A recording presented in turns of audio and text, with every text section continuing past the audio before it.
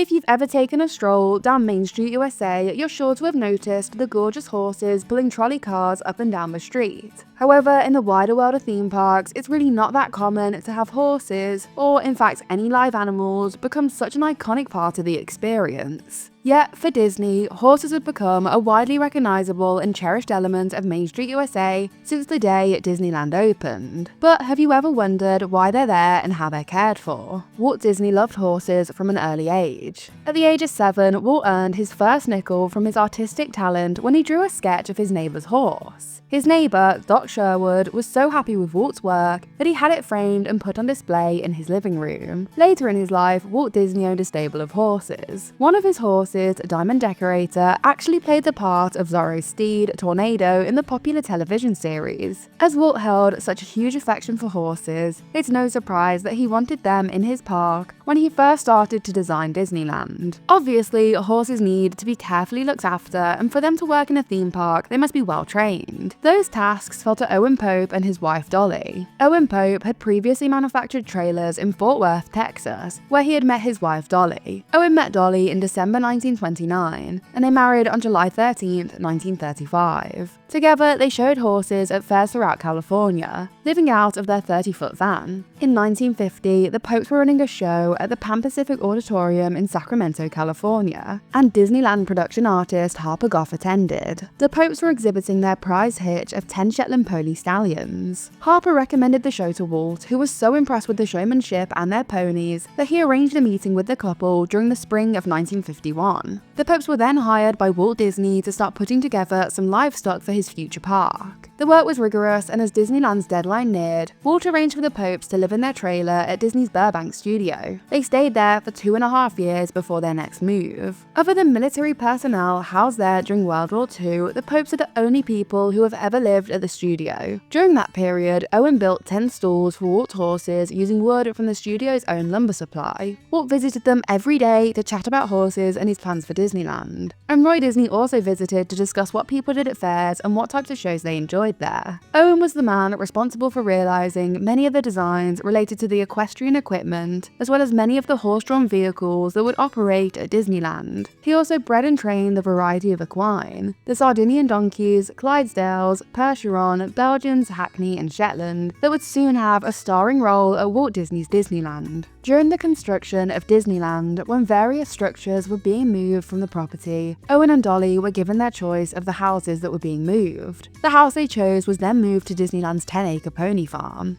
3 days before Disneyland opened, the Popes moved to their new home in Disneyland. While the 153.2 acres of level citrus groves were being transformed into rivers, lakes, mountains, and hills, zoning variances were obtained to include both commercial and residential use. The pony farm was tucked away near Frontierland, about 100 yards behind Fantasyland. There, the Popes would settle along with their horses, and the pony farm would come to have a barn, a shop, a stables, and a corral. While training the horses before Disneyland opened, Owen was worried about them spooking with all the sights and sounds of Disneyland, so a recording of sounds from arcades and shooting galleries and yelling kids was made up. This was used as an audio aid for horse training. Since the horses were not directly on the payroll, they had to be carried as assets in Disney's financial books. For financial clarity, all were given names, but rather amusingly, they all received the names of people in accounting at the time. The pony farm and nursery eventually grew beyond the 10 acres in 1955 to 19.4 acres by 1958. The Popes continued to live on this property for 16 years, training and raising new horses and other livestock. On Main Street, USA, the horses carry trolley loads of up to 24 guests, on a journey measuring about 2/3 of a mile. In 2018, Disneyland completely refurbished the 60-year-old track, creating a new path for the horses to walk. The horses stay in the park for up to 3 hours a day, up to 3 days a week. Disney does not run the trolley at night or if the weather gets too hot. During the early years of Disneyland, Main Street was not the only place where you could enjoy a ride in horse-drawn vehicles. From 1955 to 1959, the Rainbow Mountain Stagecoach and the Conestoga wagons shared a large trail along the rear of Frontierland. To board one of the vehicles, guests walked down the main Frontierland street to the loading area on the right-hand side of the Rivers of America. The trail wound around the hills of Frontierland, and much of this space is now occupied by Big Thunder Mountain. For its first year of operation, the Rainbow Mountain Stagecoach was known only as the Stagecoach Ride. The Stagecoach adopted its longer name in 1956 when the Living Desert expanded and became the highlight of the trail ride. From 1955 to 1973, guests could also take a tour of Frontierland on pack mules. In the early years of Disneyland, Frontierland was a very different place. Instead of thrilling train rides, spooky caves, and busy character meetings, visitors took stagecoach rides, fished off the pier, and picnicked on the prairie. The pack mules, which made their debut on opening day, quickly became one of the most popular attractions in Frontierland. For the first year of operation, this attraction operated as the Mule Pack, and by 1956, its trails had expanded and the mules led guests through the brand new mining town, Rainbow Ridge. With the new additions, the attraction changed its name to the Rainbow Ridge Pack Mules, though the premise was virtually the same.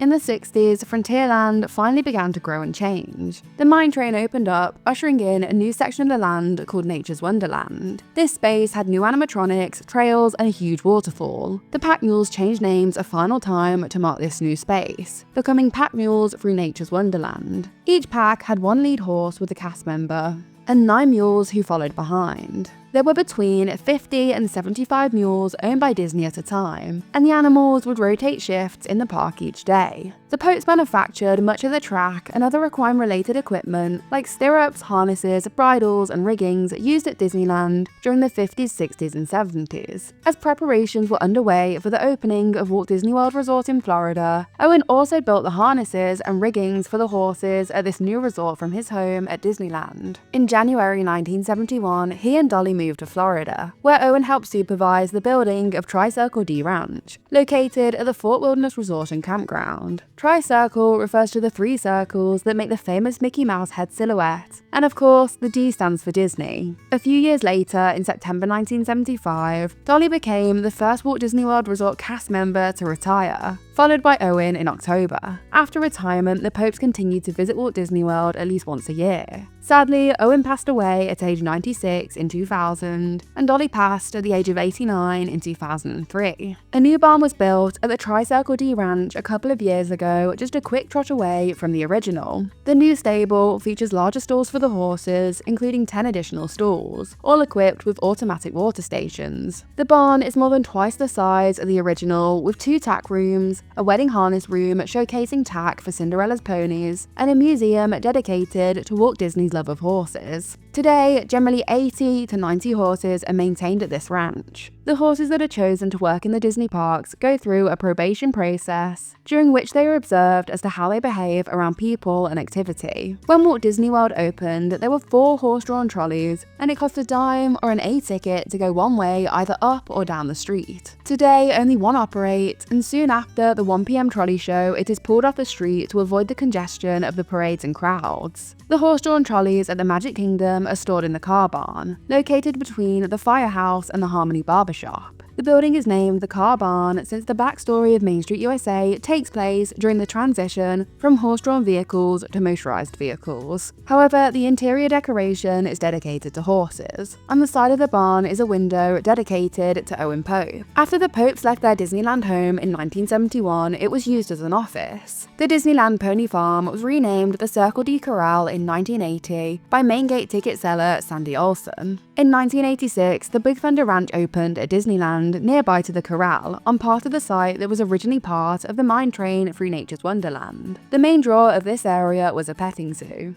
The area was also home to a log cabin which was used mainly as a gift shop and the Big Thunder barbecue. The ranch went through a variety of changes and overlays. The petting zoo was removed in 1996 and then returned in 2004 as the Little Patch of Heaven, until January 2016 when the area was closed to make way for Galaxy's Edge. A variety of farm animals such as cows, goats, horses and turkeys could be found at this petting zoo. After more than 60 years of the horses living at Disneyland, they had to be relocated. The area used for the corral was also needed to create Star Wars Galaxy's Edge, which opened in 2019. The Pope's old house, Disneyland's oldest building, a 1,300 square foot house built in the 1920s, was moved rather than destroyed to an off-site parking lot on Bull Road. Ranch area manager at the time, Roy Hungerford, began a search to find just the right property to become the new Circle D. Communities close to the park were considered, but nothing seemed right until Hungerford looked at the 5.5-acre property in the horse-friendly Norco, 28 miles from the park.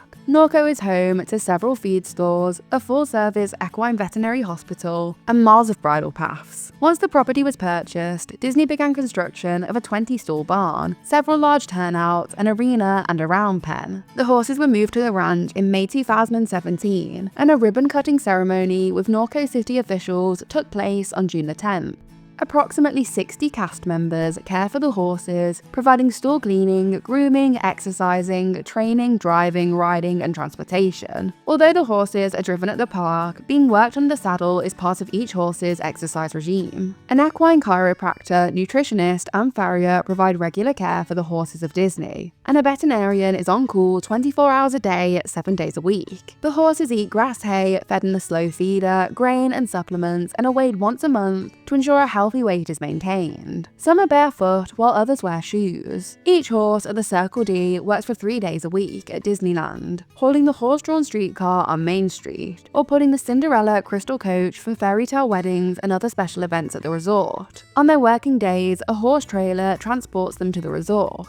A 6-stall barn backstage at the park houses the Disney horses during their work period. On the other days, the horses are ridden, driven, or do groundwork to keep them in shape. The Circle D's horses range in age from 4 to 17 years. When a Disney horse is ready to retire, great efforts go into finding the perfect retirement home. Often, cast members will adopt the horse that they have cared for and bonded with. Disneyland Paris is the only Disney park outside of America to have Main Street horse and trolley cars. For Disneyland Paris, the horse-drawn streetcars were entirely redesigned, placing guests facing inwards in a covered cabin rather than being open to the elements. Unique to Main Street USA in Paris is the Main Street Transportation Company building. Situated on the east side of Town Square, this turn-of-the-century red brick terminus houses the streetcars when they are not in operation. The Imagineers cleverly designed this building to have the same silhouette as the original Sleeping Beauty castle in Disneyland, California. Thank you so much for watching. If you enjoyed this video, please give it a like and subscribe to my channel. Also, let me know in the comments below if there are any other unique elements of Disney parks or any theme park that you'd like to hear about in a future video. Also, please check out some of my other videos and the links in the description.